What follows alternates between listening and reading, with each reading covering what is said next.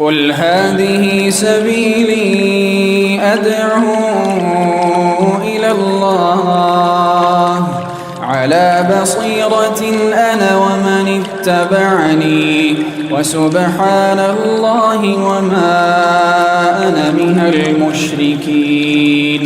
السلام عليكم ورحمة الله وبركاته.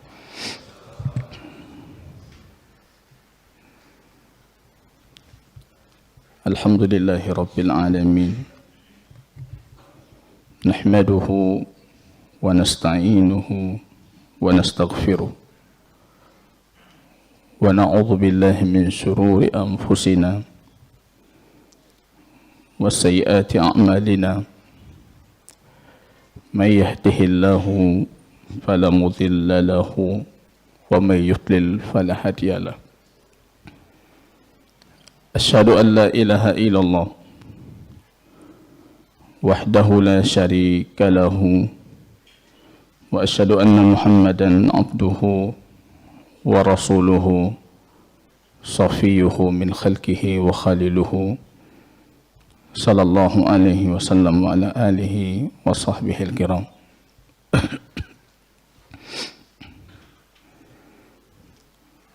يقول ربنا جل شأنه في محكم تنزيله: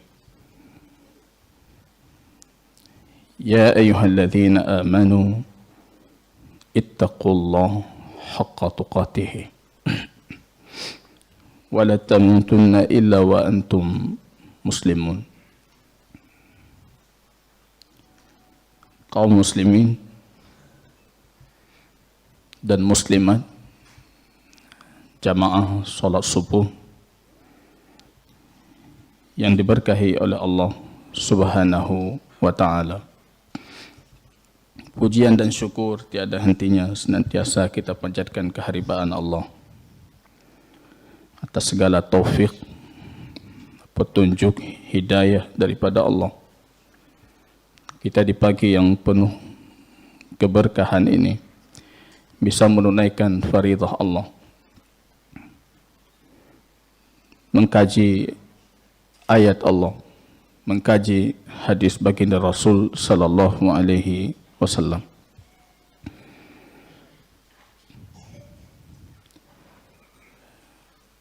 Kemudian kita doakan kepada Allah juga agar mencurahkan salawat dan salamnya kepada baginda Rasul Muhammad sallallahu alaihi wasallam.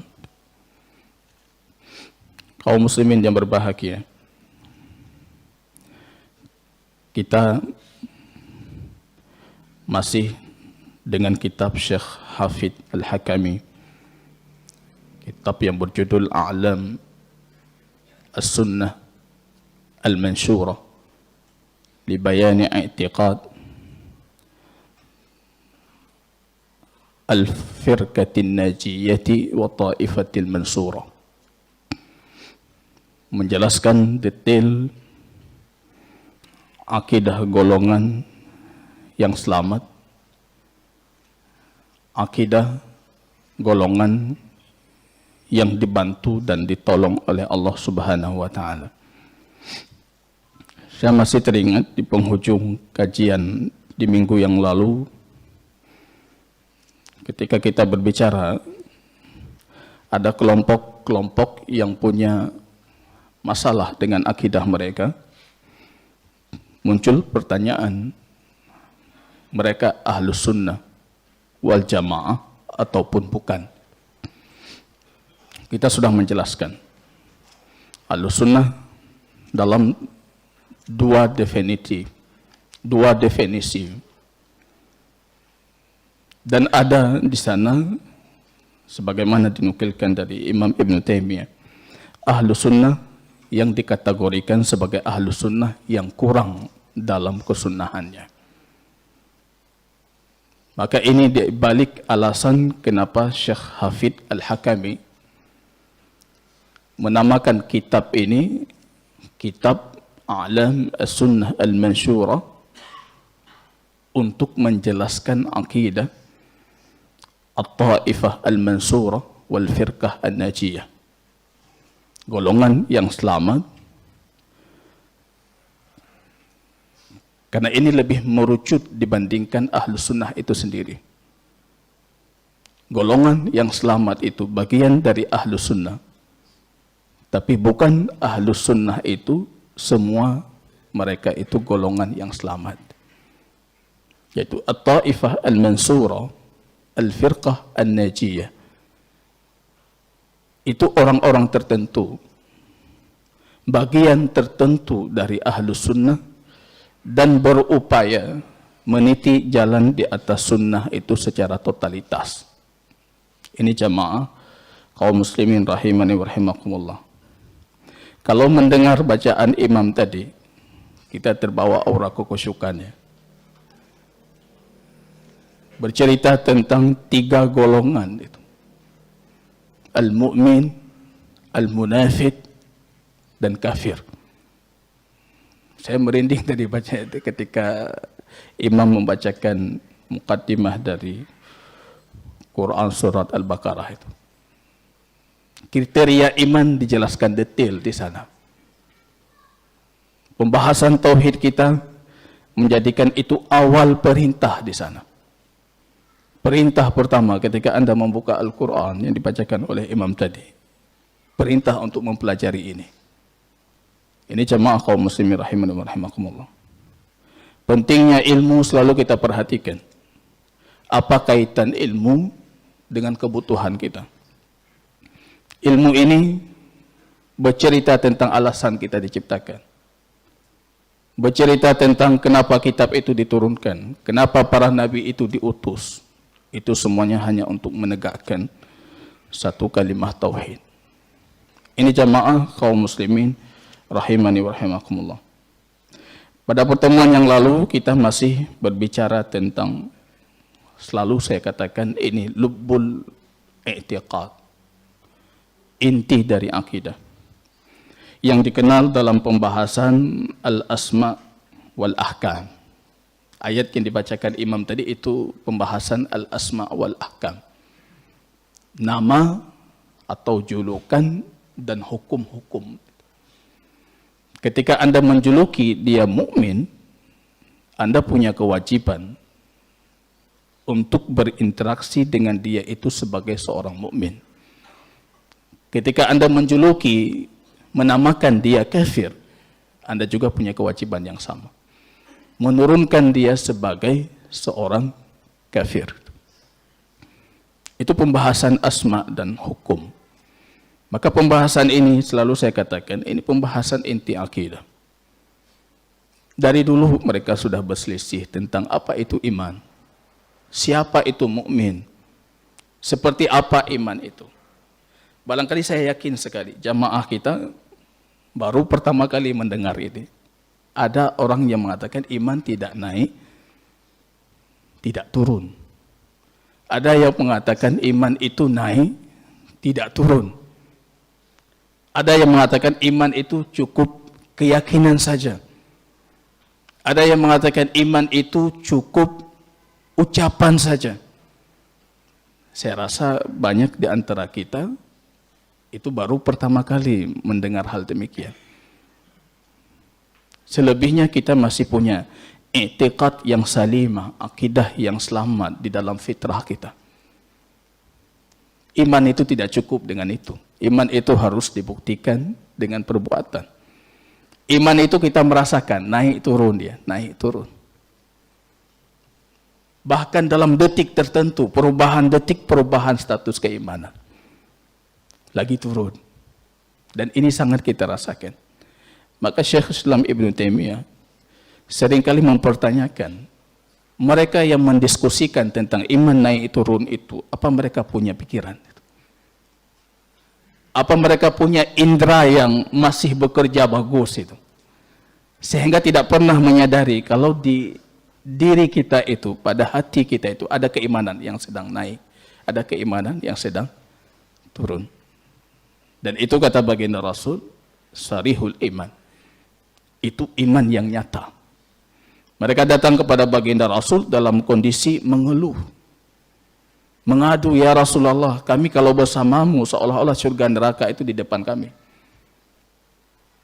Ketika kami kembali ke anak istri kami, seolah-olah itu sudah di belakang kami, sudah selesai itu. Tertawa dengan anak istri, lupa surga nerakanya. Mereka mengerti itu. Fitrah dan indera mereka, his perasaan mereka itu masih bagus sehingga mereka memahami itu. Datang abad-abad kedua sudah mulai dipertanyakan, abad ketiga makin dipertanyakan, abad keempat puncak perselisihan tentang ini. Orang sudah banyak yang kehilangan his itu, perasaan itu. Tidak sadar lagi kalau iman itu sedang naik, sedang turun. Ini jamaah kaum muslimin rahimani wa rahimakumullah. Pentingnya kita selalu berada dalam saf dan jamaah. Agar kondisi keimanan itu bisa kita pastikan dalam kondisi naik. Kawan kita mengingatkan, kalau Mu'adz ibnu Jabal dulu bertemu dengan sahabat-sahabat, hayya bina nu'minu sa'ah.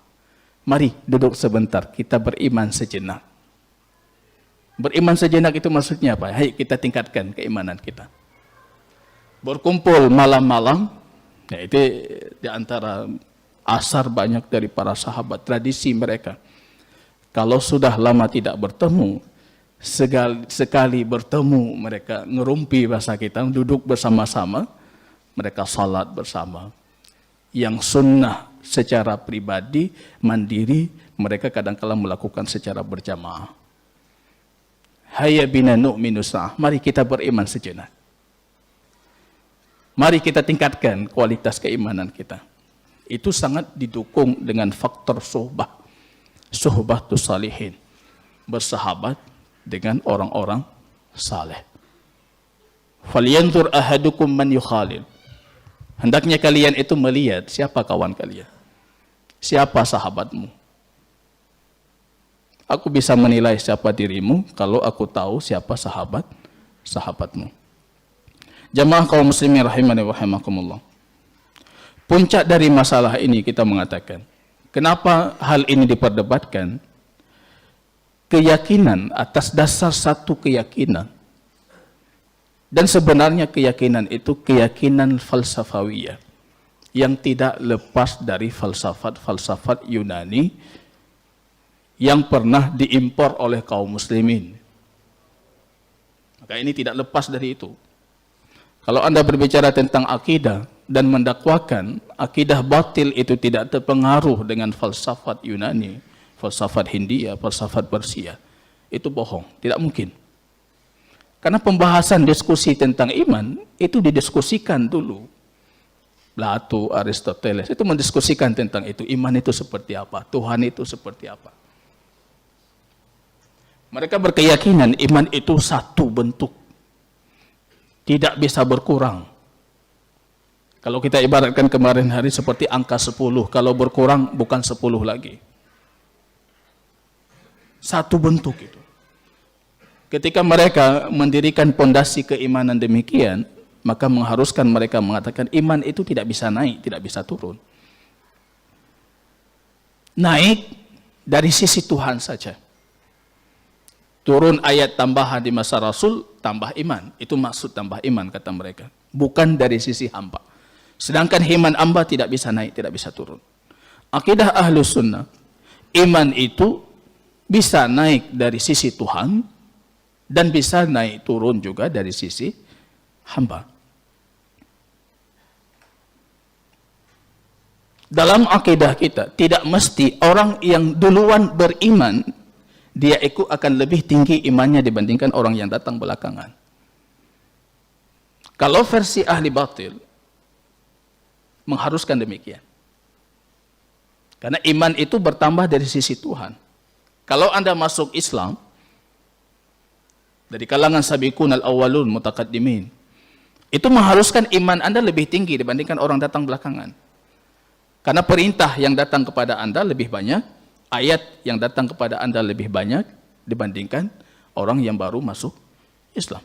Rupanya sejarah membuktikan sebaliknya. Banyak orang yang datang belakangan, imannya lebih tinggi dibandingkan orang yang datang sebelumnya. Tidak diperdebatkan itu.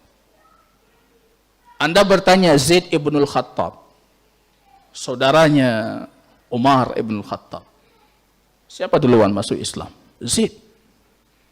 Siapa bagus imannya? Semua sepakat Umar. Umar telat masuk Islam. Hamzah telat masuk Islam. Kadang-kala Anda sandingkan iman mereka dengan iman orang selain mereka yang lebih dahulu masuk Islam, iman mereka lebih kuat. Jadi ini semua fakta-fakta, dalil-dalil yang menguatkan pernyataan Ahlus Sunnah wal Jamaah. Iman itu bisa naik, bisa turun dari sisi hamba itu sendiri. Bahkan dalam waktu tertentu kita rasa iman lagi naik. Di majelis seperti iman terasa naik gitu. Pulang ke kantor nanti turun lagi. Di jalan turun lagi. Apalagi mata kita, pandangan kita menerawang kemana-mana, imannya turun. Ini jamaah kaum muslimin rahimani wa rahimakumullah. Pembahasan selanjutnya ini sebenarnya turunan dari pembahasan sebelumnya. Kalau iman itu naik turun, artinya orang beriman itu bukan berada pada satu derajat, bertingkat-tingkat. Maka iman versi Ahlus Sunnah wal Jamaah qaulun wa amal, atau lebih mudahnya i'tiqadun qaulun wa amal. Keyakinan, ucapan, perbuatan, naik, turun. Dan ahli iman itu bertingkat-tingkat, berderajat. Di situ titiknya. Kita harus meyakini demikian. Ahlul iman itu bukan satu derajat. Khawarij, Mu'tazilah, Murji'ah, mayoritas Asy'ariyah, semua mereka sepakat ahlu iman itu satu derajat. Tidak ada bertingkat-tingkat. Amal bisa bertingkat, tapi iman tidak. Ini kembali lagi, kebanyakan mereka menafikan amal itu bagian daripada iman. Jadi mereka mengatakan ada orang yang amalnya banyak, tapi imannya tetap. Ada orang yang amalnya sedikit, ya imannya sama seperti orang yang punya amal banyak. Maka tidak jarang kalau membaca buku-buku yang orang, kitab-kitab yang akidahnya itu merujuk kepada akidah Murji'ah, mereka secara terang-terangan mengatakan, berani untuk mengatakan, iman saya sama seperti iman Jibril. Sama seperti iman Mikail. Berbeda dengan Abu Hanifah dan pengikut setia Abu Hanifah atau dikenal dengan Murji'atul Fuqaha, Murji'ah Fuqaha. Mereka ketika ditanyakan, wahai Imam Abu Hanifah, apakah iman kita seperti iman Jibril? Tidak, kata beliau. Tidak. Hasya, kata beliau. Mustahil iman kita seperti Jibril. Artinya, secara akidah sama seperti kita. Secara teori saja yang berbeda. Lafaz saja. Ini ikhtilaf bainana wa bainahum ikhtilafun lafzi. Perselisihan antara kita dengan mereka itu perselisihan secara lafaz saja. Penamaan saja. Hakikatnya sama. Maka Murji'atul Fuqaha itu dalam pembahasan iman masih dinyatakan itu akidahnya Ahlus Sunnah wal Jamaah. Cuma mereka menamakan saja yang berbeda. Tapi Murji'ah yang lain berani mereka mengatakan, iman saya sama seperti Mikail. Sama seperti Jibril. Iman saya sama seperti Abu Bakar. Padahal apa kata Umar, kalau iman seluruh kalian itu, seluruh ahlil ard, diletakkan di satu timbangan, iman Abu Bakar di satu timbangan, berat iman Abu Bakar. Nggak berani kita. Imam Bukhari itu menukilkan dari Ibnu Abi Malikah secara jasm, secara pernyataannya itu pernyataan pasti dalam kitab Sahih Al-Bukhari. Adraktu 30 min ashabin Nabi. Ibnu Abi Malikah mengatakan, saya berjumpa 30 orang sahabat Nabi. Kulluhum yakhshawna 'ala nafsihin nifaq. Semuanya takut atas dirinya kemunafikan. Mempertanyakan dirinya, saya munafik tidak? Saya munafik tidak? Walaysa ahada minhum, tidak ada satupun dari mereka yang mengatakan iman mereka seperti Jibril dan Mikail. Itu Ibnu Abi Malikah berbicara tentang ini. Beliau itu tabi'in. berjumpa dengan 30 sahabat baginda Rasul. Pembahasan ini sudah dikupas di masa beliau. Iman kita seperti iman Jibril tidak. Seperti iman Mikail tidak. Ada orang di masa itu yang berani, maka beliau mengatakan 30 sahabat Nabi saya jumpai, mereka semua takut kalau diri mereka itu munafik. Mengatakan diri mereka mukmin saja, mereka tidak berani. Anda berani mengatakan saya mukmin? Saya mukmin, insya Allah. Harus ada tambahan, insya Allah. Saya mukmin, insya Allah. Asbahna mu'minin ya Rasulullah. Kami pagi ini dalam kondisi mukmin. Au muslimin atau muslim, kata Rasul. Coba ingat-ingat dulu, mukmin atau muslim? Oh, muslim dulu. Muslim. Mukmin, insya Allah. Lebih tepatnya, jangan katakan saya mukmin. Saya beriman. Kalau saya mukmin, itu punya dua pemaknaan. Saya mengakui keimanan saya. Pernyataan kedua, saya totalitas dalam keimanan saya. Kalau Anda meyakini totalitas, Anda sedang memuji diri sendiri. Kadang-kala Anda tidak layak untuk nama itu sendiri, mukmin. Maka katakan saya beriman. Karena perintah dalam Al-Quran, qulu aminu. Katakan kalian sudah beriman. Maka kalau kita ingin mengatakan, katakan saya sudah beriman. Saya beriman. Tapi bukan saya mukmin. Atau Anda katakan saya mukmin, insya Allah. Itu kita demikian. Mana berani kita mengatakan saya beriman seperti Jibril? Enggak berani kita. Saya kalau sudah mengatakan itu mungkin keluar dari pintu masjid sudah takut itu. Saya beriman seperti Mikail, enggak berani itu. Saya mukmin, insya Allah. Insya Allah. Ini pembahasan mutakaddimin, artinya dari awal sepeninggalan baginda Rasul sudah diperselisihkan.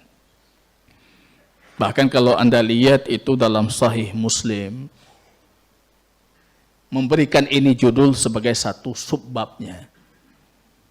Bab tafaduli ahlil iman fih. Orang mukmin itu bertingkat-tingkat di dalam keimanan mereka. Itu satu bab. Warujhan ahlil Yaman. Dan ahli Yaman, penduduk Yaman itu punya tingkat yang spesial dalam iman. Itu beda ahlul Yaman. Punya tingkat yang spesial dalam iman, punya tingkat yang tinggi. Artinya ini secara kumulatif ya, secara umumnya. Secara menyeluruh, ahlul iman beda dengan orang lain. Ahlul Yaman, penduduk Yaman beda dengan orang lain.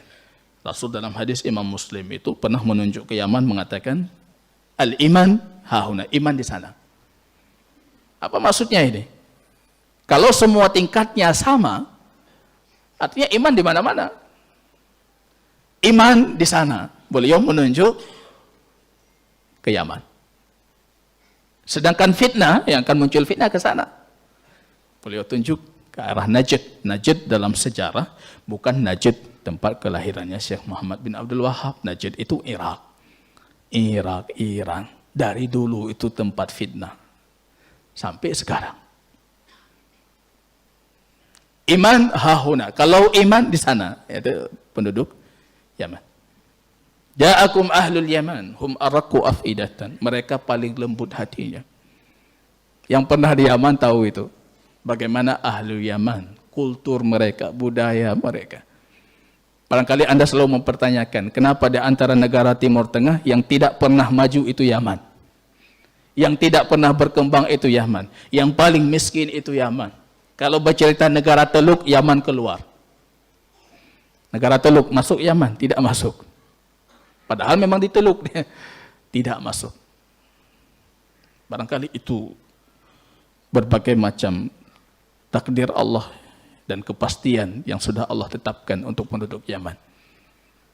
Menjaga original akidah mereka, iman mereka. jauh dari hiruk pikuk, jauh dari perkembangan-perkembangan yang ada itu. Iman di sana kata baginda Rasul. Al-iman Yaman.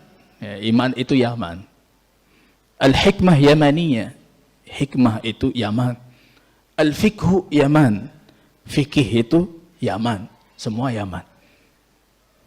Labudda bil Yaman wa intala safar. Harus ke Yaman walaupun perjalanannya jauh. Itu motivasi penuntut ilmu zaman dulu. Itu ungkapan dari Imam Ahmad ibn Hanbal. Harus ke Yaman walaupun jauh. Ya, sekarang kita motivasinya, anak saya harus ke Madinah Ustaz ya. Dulu para ulama mutaqaddimin, kalau mereka belum ke Yaman, itu rasanya masih ada hasrat di hati, belum selesai itu. Imam Bukhari hampir mendekati Yaman, kemudian dikatakan gurunya Syekh Abdul Razak As-San'ani sudah wafat, balik lagi beliau. Sampai ke Mekah dapat kabar Imam Abdul Razak As-San'ani masih hidup, menyesal sekali beliau.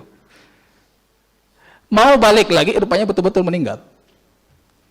Betul-betul meninggal. Akhirnya, makanya Imam Al-Bukhari itu kalau sempat ke Yaman, jarak antara beliau dengan Rasulullah itu cuma 3 orang saja. Tapi sekarang dalam Sahih Bukhari, sulasiyat, yang jarak 3 orang itu cuma tidak sampai 10 hadis. Yang lain 5, 4, sampai 6 orang. Kalau sempat ke Yaman, Sahih Bukhari itu level sahihnya lebih tinggi lagi. Cuma karena belum sempat ke Yaman, ya itu sudah qaddar Allah wa masya'a fa'al. Itu rahasia-rahasia Allah. Iman di sana itu, di Yaman. Artinya di tempat lain tidak akan sama dengan yang di sana. Maka kalau bercerita tentang keunikan Ahlul Yaman dalam iman itu cerita nggak habis-habis itu. Keunikan mereka, tawakal mereka itu dalam sejarah dulu tercatat sampai hari ini. Ini jamaah kaum muslimin, tapi bukan itu pembahasan kita. Kita sedang bercerita tentang dalil-dalil yang menunjukkan kalau orang beriman itu bukan satu tingkatan itu. Kita perhatikan pembahasannya jamaah kaum muslimin rahimani wa rahimakumullah. Mad dalilu, saya selalu mengatakan akidah itu 2 hal. Yang pertama masalahnya yang Anda yakini, kemudian apa dasar Anda meyakini itu. Maka ketika kita menulis akidah, saya meyakini seperti ini, dasarnya apa? Firman Allah yang ini, hadis Rasul yang ini. Dasar firman Allah, dalil itu yang membedakan akidah Ahlus Sunnah dengan akidah lainnya. Apa dalil yang menunjukkan kalau ahli iman itu bertingkat, yaitu bukan di satu derajat? Ini dalilnya ratusan, kalau mau dalil ratusan itu. Banyak sekali. Yang kita tidak habis pikir, kenapa mereka berselisih dalam pembahasan ini? Karena mereka punya teori yang bangun dengan konsep sendiri, kemudian mengharuskan semua Quran Sunnah itu mengikuti konsep mereka. Itu masalahnya. Bukan mengambil Quran dan Sunnah kemudian mengeluarkan teori, menjadikan sebuah konsep dan mengimaninya. Tapi membangun pondasi sendiri, kemudian ambil ayat, Quran, Sunnah, bisa tidak, cocok tidak. Yang tidak cocok ya berbagai macam cara bisa dilakukan. Kalau butuh dalil tentang iman itu bertingkat-tingkat, itu ratusan dalil. Ratusan ayat Quran. Ratusan hadis. Akal, fitrah, semuanya itu tahu itu. Suatu ketika baginda Rasul dalam mimpi beliau mengisahkan mimpinya kepada para sahabat. Urida alayyan nas, aku dinampakkan kepadaku manusia, orang-orang. Ada di antara mereka yang uryan, yang telanjang, maaf cakap. Ada di antara mereka yang tertutupi dengan pakaiannya, ada yang sebetis, ada yang sepaha, sepangkal paha, bahkan ada yang pakaiannya itu setentang dadanya. Kemudian aku ditampakkan Umar ibn Khattab. Kalau Umar ibn Khattab itu pakaiannya bukan setentang dadanya, tapi dia menyeret pakaiannya. Jangan keluar dari sini mengatakan boleh isbal berdasarkan hadis ini. Ini bukan. Ini pembahasan lain. Ini cerita mimpi baginda Rasul sallallahu alaihi wasallam. Umar menyeret pakaiannya. Para sahabat bertanya, "Wa ma ta'wiluhu ya Rasulullah?" Itu maksudnya apa? Itu takwilnya. Ini takwil yang dibolehkan. Mimpi ditakwil dalam bentuk kenyataan. Rasul mengatakan itu agama. Orang dengan agama, ada telanjang dia dengan agamanya. Ada yang agamanya itu setengah betis. Ada yang agamanya itu sampai sejenjang pahanya. Dadanya. Ada yang seperti Umar. Agamanya itu sudah berlebihan. Itu iman. Tidak mungkin agama itu bukan iman. Itu iman. Tafadhul ahlul iman. Dalilnya, qala ta'ala. Saya mengatakan ini pengarang kitab kita menyebutkan dalil banyak sekali. Yang kita baca secara ringkas, wasabiqun as-sabiqun. Ada as-sabiqun. Yang kualitas imannya itu di depan. Selalu di depan. Sabiqun as-sabiqun. Ulaikal muqarrabun. Dan mereka orang-orang yang didekatkan.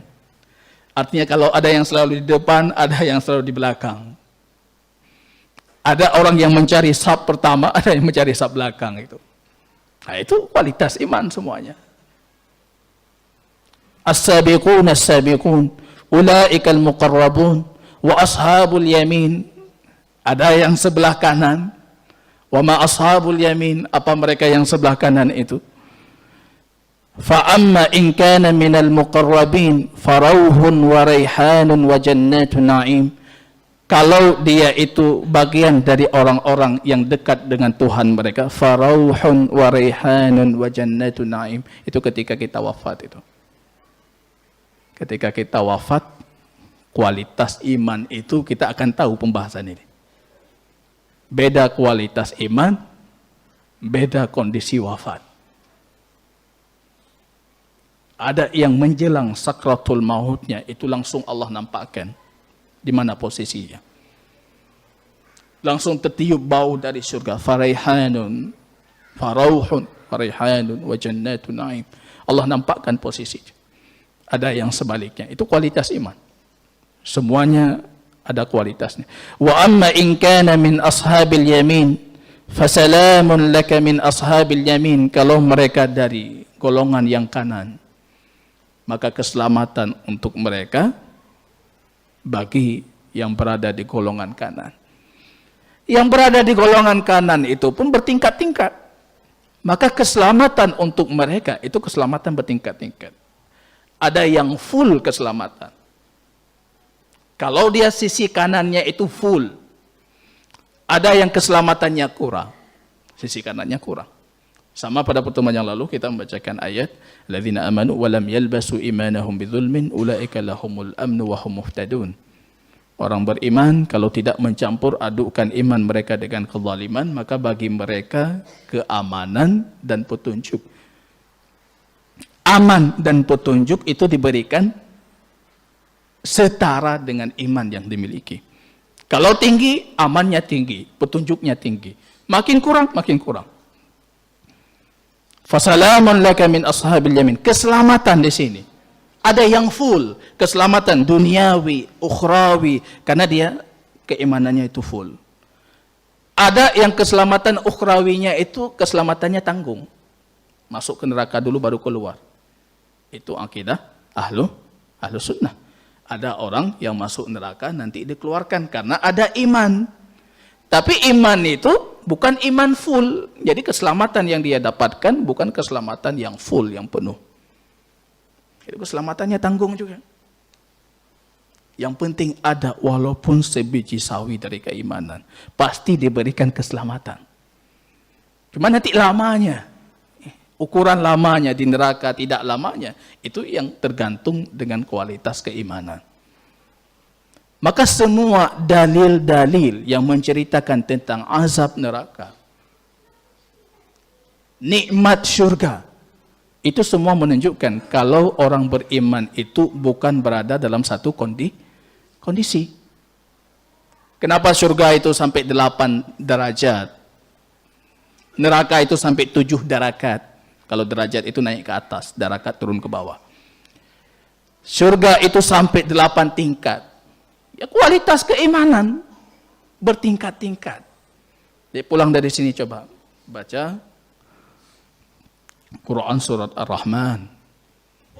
Ada 2 golongan penduduk surga. Semuanya beda, makanannya beda, istananya beda. Itu kita pernah mengupas ini dalam satu daurah perjalanan panjang akhirat itu. Ada di YouTube. Kita pernah bercerita tentang bagaimana kenikmatan surga bertingkat-tingkat. Ada yang istananya zahiruha wa batinuha min zahabin, emas. Ada yang istananya perak. Ada yang istananya emas punya dia, perak juga punya. Allah ingin melengkapkan nikmatnya. Berbeda-beda. Istananya, tempat tinggalnya, makanannya, minumannya. Maaf cakap, sampai bidadari di surga itu pun levelnya bukan satu. Kalau dalam Quran surat Ar-Rahman, maksuratin fil khiyam wa qasiratun. Bahkan level bidadari itu ada yang qasirat. Dia menjaga pandangannya tertunduk. Ada bidadari yang kedua itu ditundukkan pandangannya. Artinya dibatasi dengan sekat-sekat tertentu, dia tidak bisa melihat kecuali apa yang bisa dia lihat. Kan beda levelnya itu. Ada yang kita paksa untuk menundukkan pandangan, ada dia dengan sendirinya memang pandangannya tertunduk. Level pertama, muqarrabin, ashabul yamin pertama, itu bidadari mereka tertunduk. Maaf cakap, itu kalau bahasa sederhananya, Anda bawa ke pasar, dia tetap nunduk. Tapi yang ditundukkan, Anda bawa keluar, udah dia. Tidak sama, levelnya tidak sama. Level berbeda itu menunjukkan kualitas iman orang yang mendapatkannya pun berbeda. Di neraka juga demikian. Ada azab paling ringan. Usat muwahhidin, para ahli tauhid, tapi mereka para pelaku maksiat diazab dalam neraka. Levelnya bertingkat-tingkat. Tempo durasi lama di neraka itu pun bertingkat-tingkat. Nanti sampai ada dalam satu hadis Imam Bukhari, akhir ahlun nari dakhala al-jannah. Orang terakhir dari penduduk neraka masuk surga. Jangan aminkan. Amin saya, jangan. Kita maunya dari mutaqaddimin, masuk surga di mutaqaddimin, awwalin. Walaupun kadang amal kita tidak layak untuk itu. Ada akhir ahli neraka masuk surga. Baru dicelupkan ke surga. Kalau bahasa kita dicelupkan, baru dimasukkan. Allah bertanya, bagaimana azab neraka? Lupa dia semuanya. Baru dicelupkan. Bagaimana azab neraka? Gak ingat lagi dia, udah lupa semuanya. Itu di antara kesempurnaan nikmat Tuhan. Coba Anda bayangkan, Anda masuk neraka, kemudian masuk surga, dan masih ingat nikmat neraka. Akhirnya nikmat surga terasanya kurang nikmat. Tapi Allah lupakan itu. Ada yang terakhir masuk. Artinya ada yang masuk sebelumnya, tapi dia pernah di neraka. Itu bertingkat-tingkat. Kita meyakini itu. Hadis-hadis banyak sekali. Kalau kita bacakan panjang, faminhum zalimun li nafsi. Ya, ini Quran surat Fatir 32 ini jelas sekali. Summa awrasnal kitab alladhina astafaina min ibadina. Kami mewariskan Alkitab, Al-Quran itu kepada hamba-hamba yang kami pilih. Semua kita mendapatkan warisan Al-Quran. Kita punya Al-Quran di rumah. Kita dapat semuanya warisan Al-Quran dari baginda Rasul. Tapi kualitas kita dengan Quran berbeda-beda. Faminhum zalimun li nafsihi. Ada dari mereka itu yang zalim terhadap diri mereka sendiri. Artinya Al-Quran itu tidak diamalkan. Al-Quran itu tidak dipelajari. Al-Quran itu tidak dibacanya. Wa minhum muqtasidun. Ada orang yang muqtasid. Muqtasid itu pertengahan dia. Yang wajib aku amalkan, yang sunnah nanti dulu itu. Yang haram aku tinggalkan, tapi kalau makruh-makruh dikit enggak masalah lah. Itu ada muqtasid. Dia berhenti di situ. Ini real. Artinya seperti ini kondisi kita yakin itu. Ada yang zalim li nafsihi, ada yang muqtasidun. Ada yang wa minhum sabiqun bil khairati biidznillah. Ada yang berlomba-lomba, ada. Nampak itu. Umar keluar dengan setengah hartanya. Dia pikir udah nomor 1 ini. Infak setengah harta. Apa yang kau tinggalkan untuk keluargamu wahai Umar? Setengah lagi ya Rasulullah. Ada setengah lagi. Pikir udah nomor 1 ini. Kalah Abu Bakar hari ini. Rupanya Abu Bakar keluar dengan semua. Sabiqum bil khairat. Apa yang kau tinggalkan wahai Abu Bakar untuk keluarga dan anak istrimu? Allah dan Rasulnya. Itu yang aku simpan untuk mereka. Beda kualitasnya. Ya, ini semua menunjukkan kualitas keimanan. Tidak bisa kita pungkiri dari sisi dalil, tidak kita pungkiri dari sisi fitrah kita menyadari itu. Tidak satu kualitas. Kalau barangkali satu kualitas, kita bisa terpilih menjadi sahabat baginda Rasul. Tapi dalam ilmu Allah, ilmu takdir Allah yang gaib, Allah tahu kualitas kita bukan untuk itu. Golong perangkap lung dah. Itu kualitas kita. Enggak diciptakan kita untuk membersamai baginda Rasul sallallahu alaihi wasallam. Beda kualitas. Ya, ini jamaah kaum muslimin rahimani wa rahimakumullah. Wa fi hadis syafa'ah. Hadis syafa'ah ini banyak sekali. Maka saya katakan ini ratusan dalil mungkin bisa Anda dapatkan pembahasan ini. Hadis syafa'ah.